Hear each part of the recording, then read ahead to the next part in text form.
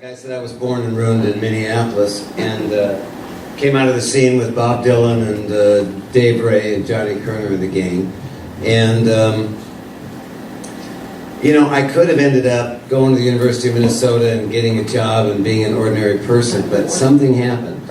And I ended up in this exotic world.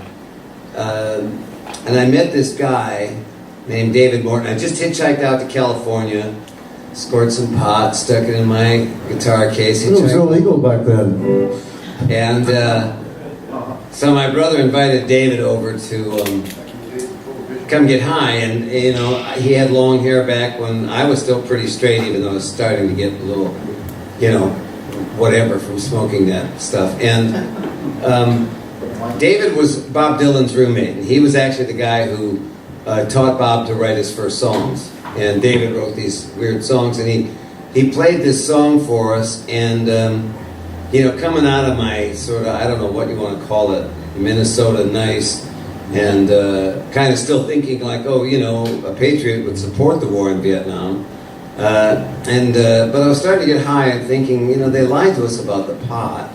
So anyhow, when David played the song for me, kind of blew my mind, and then took me on this journey. So this is a song called "And His Parents Are Sitting at Home."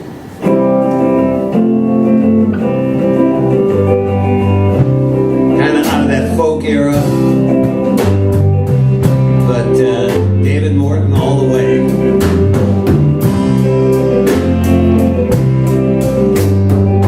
This is a story all about a man who was turning on late one night, but he heard a knock at the door, and he said, "Well, who is it?" And they said, "Well, this is the police." And he said, "Well, do come in." And they did come in, and they busted in. "Come sit down beside me, I'll tell you a story. It's not about love, and it's not about glory. It's not about a war or the hunt of a whale. It's about a young man who's sitting in jail, and his parents are sitting at home, wondering where their son has gone wrong.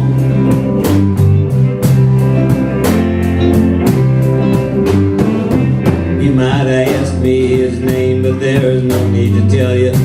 There are many just like him who sit in a cell. You can call him a commie or a devil from hell. Or if you're a liberal, you can say he's not well, and his parents are sitting at home, wondering where their son has gone wrong.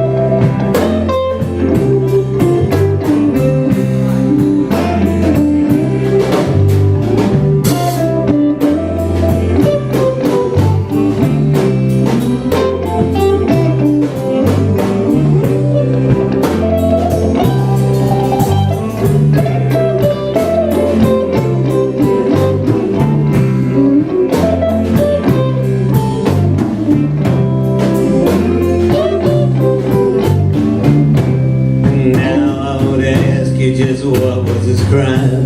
Was it guilt any greater than yours or mine? Did he cut down the forest or pollute the water? Does it beat his wife or lie to his daughter? Did he deform children by selling a pill? Or lock someone up just for smoking a swill? Did he make his living off other men's backs and then complain about the income tax? And his parents are sitting at home, wondering where their son has gone.